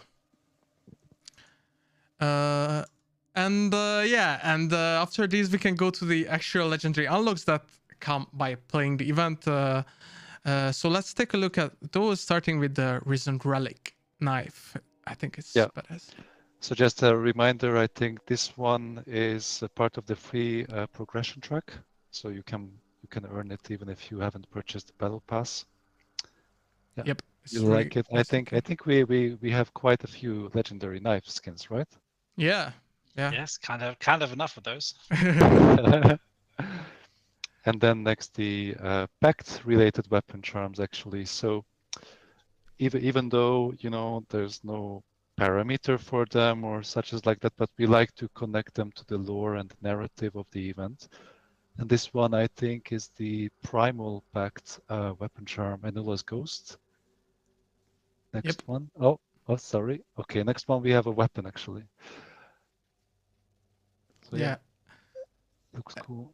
Yeah, it's obviously it's a Nagant pistol, also really cool looking, and I believe it comes with the premium battle pass, like most skins. Yes. Except the knife, of course, and one of the with the exception of the knife, yeah. Really cool one as well. Then we have Winfield C, so Winfield 1873C. I'll let you pronounce the name, but I really love this one as well. Cretaceous Cruelty. I think we went through this, Spencer, right? Before the stream. Yes, I was like, okay, you guys will say the name because it's too difficult. But anyway, it's a really cool looking one. Then we have a Spark Silencer, which looks so cool. Corrosive Vessel. Yeah, I can imagine this with one of the fancy smugglers, just smuggling in weapons into the bayou. It seems like it would be worth a lot for sure. With Smuggler Pact, if you extract it, you can sell it now. So. True. Talking about smugglers, we do have the Wayward Halsman. Yes, so just a friendly reminder again, this is one of the 2 legendary hunters in the event progression, and this one is the premium one. I think he unlocks at level 25. So basically midway through the event progression, yeah. Yeah, I think it's a really cool looking one. And of course, we do have the new consumables in the event. So now you also have some legendaries for them. So we do have the Saving 8 for the toolbox. Yes, so unfortunately, with the exception of the Choke Beetle, both of the other consumables got a skin this update. And we'll have to see about the Stalker Beetle and the Choke Beetle maybe in the future. Ooh, okay. And then we have the Gagged Reaper weapon. Yeah, this is the premium weapon charm that you can unlock in the premium progression for the Grounded Pact, I think. Really cool. And as we had for the toolbox, we also have one legendary for the medical pack called Saving Grace. It talks for itself. Very cool. Yeah, I can't wait to heal my teammates with this, to be honest. And then we have the Malformer, which is obviously for the new weapon, the Railroad Hammer. Didn't we actually see the Moorhound with this on one of our marketing shots? I believe for those that had like a really good eye when the Moorhound was fighting Rocha. Oh, Rocha, yeah. Yes. I mean, that was definitely the Sledgehammer, yeah. Or sorry, Railroad Hammer. I'm already confusing them. I'm still a Sledgehammer fan. No, just kidding. But now you can bring this in actually, so you don't have to look for a Sledgehammer anymore. So that's great. And then we have Vortex, which is for the new Army Swift variant, which is also a new variant with the event, with Speed Loader, and very sick, I think. Like, it looks amazing. And after that, we have Corrosion, which is for the brand new drilling combination rifle Dennis talked about. And again, like, I love how this golden like sea theme kind of came in with this event, because that is my favorite. I love piratey things, so I'm just really happy. You're gonna be a fanboy of the Smuggler Pact, right? A smuggler and the primal as well. I mean, I will try all the packs probably, but like, yeah, it's just too many things to play around with, you know. That's the thing that we're hoping is that people really can't really decide and try them out different situations and kind of switch between them quite a bit. Yep. And since they said the slate repost is very good at close quarters, it's called No Quarter. And again, looks amazing in my opinion with alligator skull next to it. Then we have another weapon charm. I think this is the last pact specific weapon charm in the trio for the Smuggler Pact Celestial South. I really like this one. It's I really fancy this, you know, like dirty metal. I think maybe bronze or tin. Wow, very specific. But yeah, I mean, yeah, it looks fancy, especially when it hangs on your gun. Someone said I say every stream that is my favorite skin. It's true, but you know, like I love everything. They are too pretty. But we also have a very new legendary for the upper mat called Crimson Varnish. Again, also obviously the upper mat is a new weapon variant. Technically, I would almost call it a new weapon coming with this event. Yeah, that's gonna be Dennis's favorite, I think.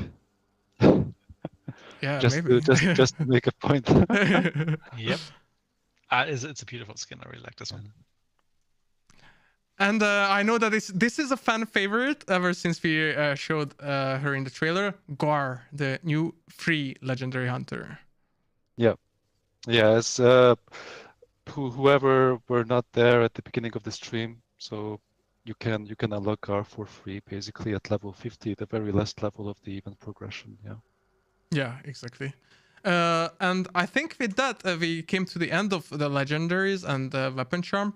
Legendary items and weapon charms. Of course, there was one extra charm you could earn by reaching the level 51, quote unquote, for the event progression. So there's one extra, but we are at the Q&A segment. So I've seen that our lovely moderators already collected some questions. Maybe Dennis already looked at some. And yeah, let's try to answer them because there's a lot. And chat, you can ask questions right now, and we are trying to answer as many as we can related to the event. I can start with a few questions I've seen earlier about the prices, since we didn't talk about pricing of some of the weapons, like $100, that is. So I can give a quick update on that. So we have the drilling that comes in at $510, and it also has the option to equip Dum Dum and FMJ ammunition, which you obviously also unlock as part of the event progression. We also have the Railroad Hammer that comes in with just a bargain of $1,500. So similar to the Combat Axe, rather easy and affordable. We have the Choke Beetle that comes in with $2,200. The Med Pack with $35. The Toolbox with $70. And the Slate Riposte with $359. The upper mat is $440. For the rest and all of the details, you can obviously then check out the patch notes. But I mean, the upper mat also comes with like poison long ammo and FMJ long ammo that you can also again unlock during the event. Thank you, Dennis. We have some like a lot of Thundershower and Wild target related questions. So first of all, is it possible for two bosses and Rojiao to appear on one map? So you will always have a boss target. There will always be a contract with a boss target. If you play the wild card during the event, you will have a boss target, randomly chosen as normal, and you will have Rojo hiding somewhere on the map. So you will basically always have two targets, one being a boss target, the one that defines the shrinking of the map, the clues and everything you know, and you have the hidden wild target that we're going to tell you how exactly to find it, so we want you to figure that out yourself. as you explore the event a little bit. But Roger will not be alone. Thank you. That I think is very clear. About Thundershower, so how does it affect other things other than fire? Can it affect poison effects or choke clouds, or how does it work currently? So we've been focusing on fire as the primary thing. So it does not affect choke. It doesn't affect the poison. However, there are different things with fire, right? Like we have fire on AI, we have fire all in the world on hunters, we have it with equipment and traps and other things. So this will be interesting for you to figure out all of the details of these mechanics and what will happen when the heavy rain starts kicking in.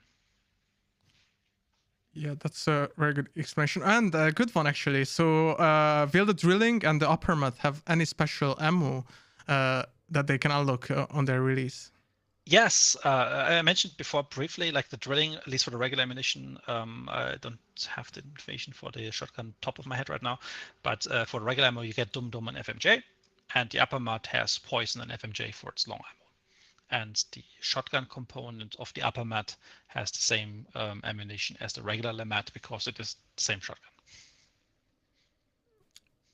That makes sense. Oh, another good one. So for the consumables, will the deployable toolboxes affected by the pack mule trait?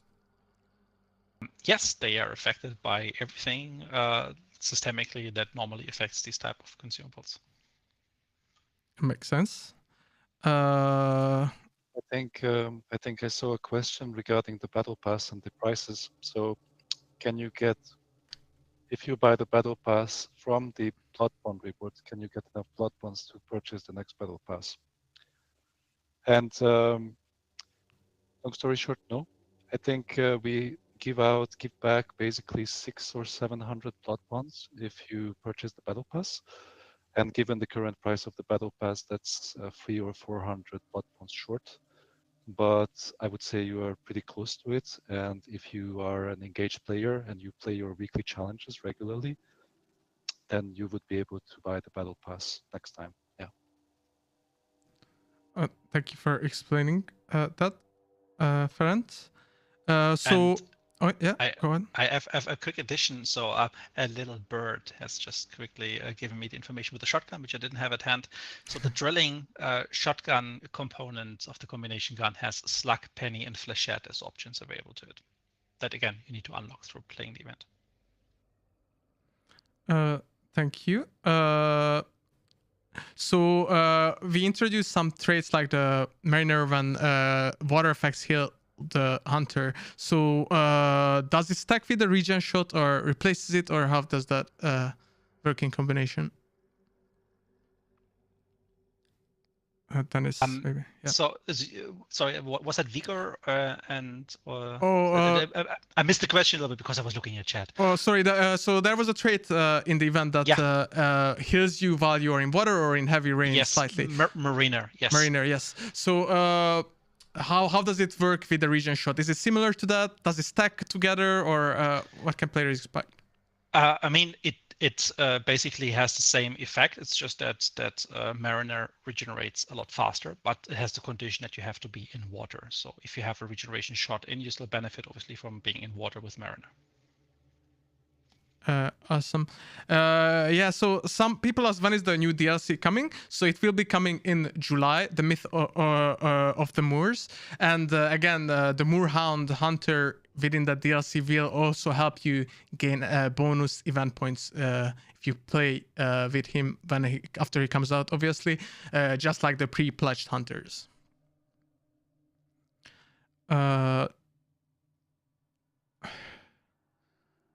So many questions. Maybe just to again, because I see a lot of people asking about reshade, and we already talked about this before. So we are of course aware that there are evolving concerns with reshade abuses, and we are currently reviewing our options and addressing the concerns soon. But currently we cannot give any further information.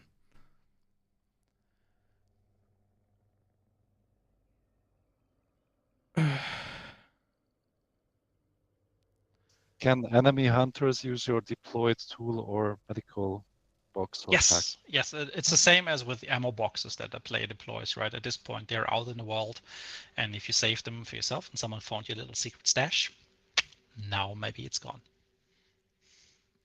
There is some people asking for specific stats for the new weapons. I don't know if you're like, Now- yeah. I've seen this for like some people asking about muzzle Yeah. velocity, etc. But like we will have to wait for the patch notes for getting all of the details. That would be a bit of overkill going through every little detail now, but they will be available for you to look at and then answer it by yourself very soon. Actually, that's a very good point. I wanted to mention that please check out the patch notes this time around, especially because it's not just a whole event, but a whole update 1.13 with it. So again, the shooting range, the ammo changes are all in that big package, and all the new weapons, everything we talked about today, all the numbers, all stuff like that is in there. So please check that out because it's a lot of info that we are maybe not able to cover on this stream. Yeah, and like there might be a few additional bug fixes and a bit additional tuning that you might not have seen in the test server. It's also part of it. So that's why we strongly encourage you to just like have a good read through them and see what might have been adjusted on the last steps for us. All right. I think we answered a lot of questions. Do you, Dennis, or friends, have any big ones that you would like to still talk on? I saw a question. So which new weapon are you most excited about and are going to use when this comes out? Personally. I think the upper mod for me, just because again I love the uppercut and it's like a big brother version to that, so I'll definitely play a lot with it. Dennis? Yeah, for me it's no questions asked. It's the choke pedal. Oh, nice. Oh. And you, friends? I'm more into the Caldwell New Army. I like the fire rate, and now I'm going to enjoy the reload rate as well. So Just make sure you count your bullets.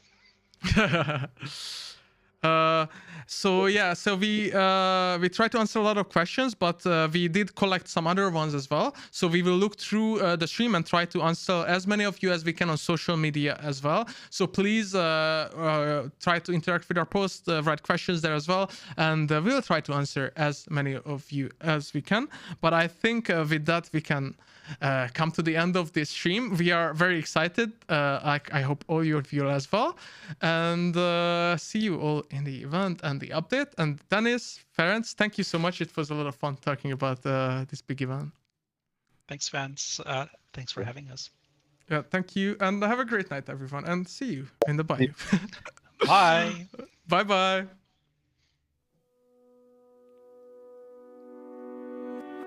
How could you say her name? How could you kiss her lips?